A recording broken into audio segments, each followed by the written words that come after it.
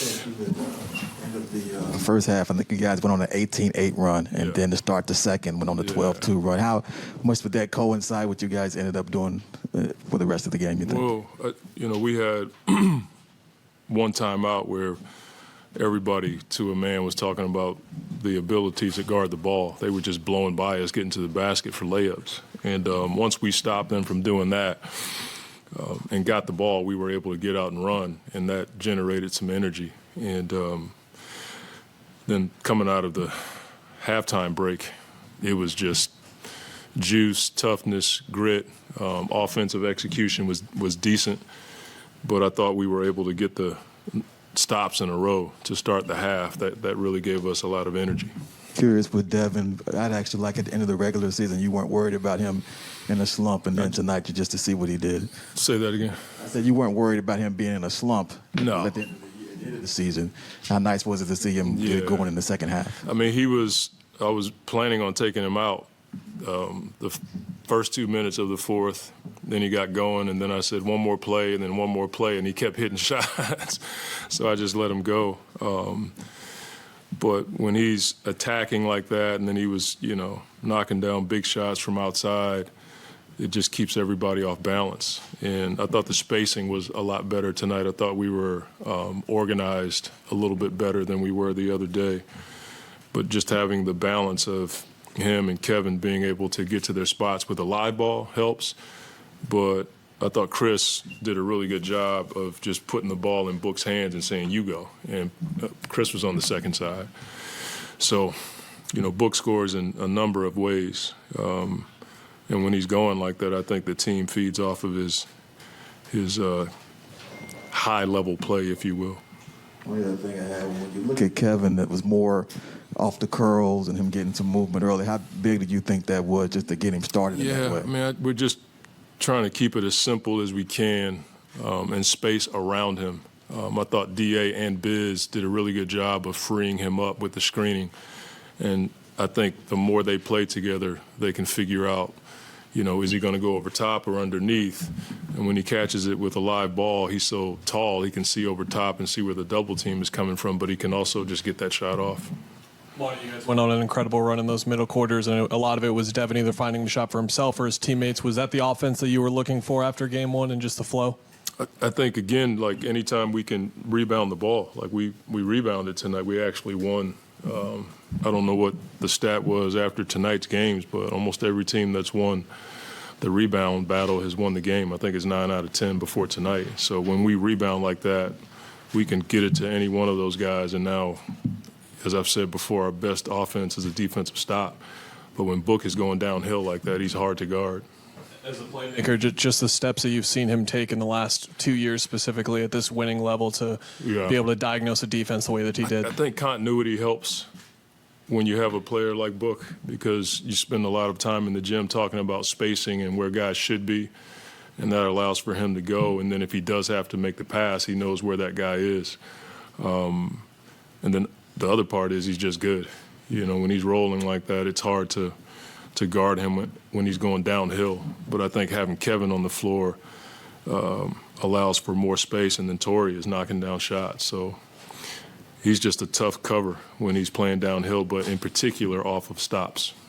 Coach, with Book and KD getting those live ball situations, you guys hit a lot more mid-range shots tonight, but you also generated a few more threes. How did you like that balance? A few more. I think they are giving us a few of them because Torrey is outside, J.O.'s outside, and they're plugging the paint a bit with Zubac, and so that allows for us to get some corner threes. But anytime you can get the ball in your best player's hands and space the floor well, I think it allows for you to be more efficient. That's what they're doing with Kawhi. He gets it at the nail. It's a tough place to double team. It reminds me of back in the day with Dirk, when he played at the nail. That's a tough spot to try to double team. So we're just going to do our best to, give those guys the ball in space, and then everybody else around them has to be ready to make a play. And I thought Chris was, down the stretch, he was really good in pick and roll. One time he shot it, I couldn't see the basket, and I was behind him, and he still made the shot off of pick and roll. So those three guys two in live ball situations, Chris in pick and roll, that allows for us to be efficient on offense. How big was that stretch in the second quarter where it felt like the offense kind of sputtered and DA hit a couple of mid-range just to keep you guys afloat? It was really good. I thought early he was in the crowd. He was almost diving too low to try to get to his floater, and then he was passing it.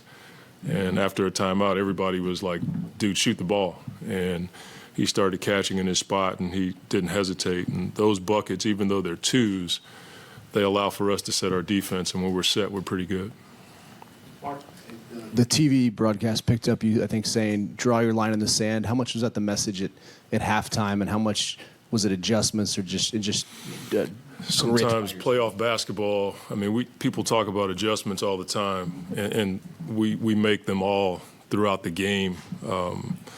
But a lot of basketball is just being able to sit down and guard the ball and keep a guy from getting to the basket or being able to contest the shot. And I think man-to-man, coaches, everybody felt it. We just needed to guard the ball and keep them out of the paint. Russ was getting to the basket.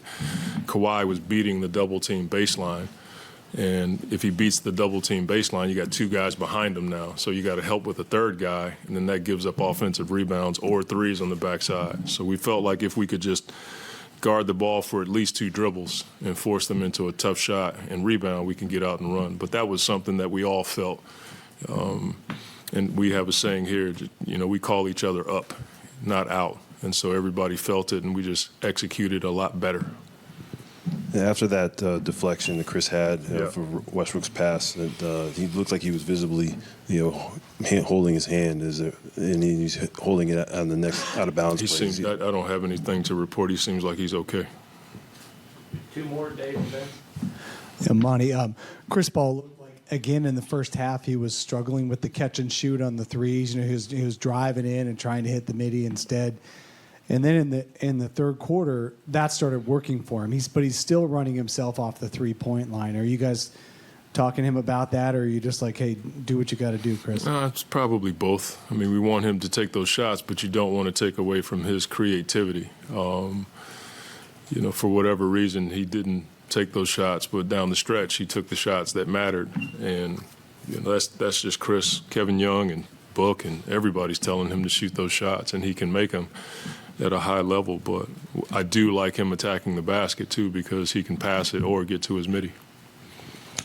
Monty, in the first answer, you mentioned toughness and grit, and I know this win was important, but was the how just as important, that it wasn't a shootout, that it had to get a little ugly and you guys had to figure some things out in those middle quarters? I think that's just playoff basketball. When you have a close game like this, it's going to be ugly. There's going to be some calls that you don't like. There's going to be some physicality. There's going to be situations where there's going to be breakdowns and you got to put the fire out on the backside. And those things happen. Emotions are high.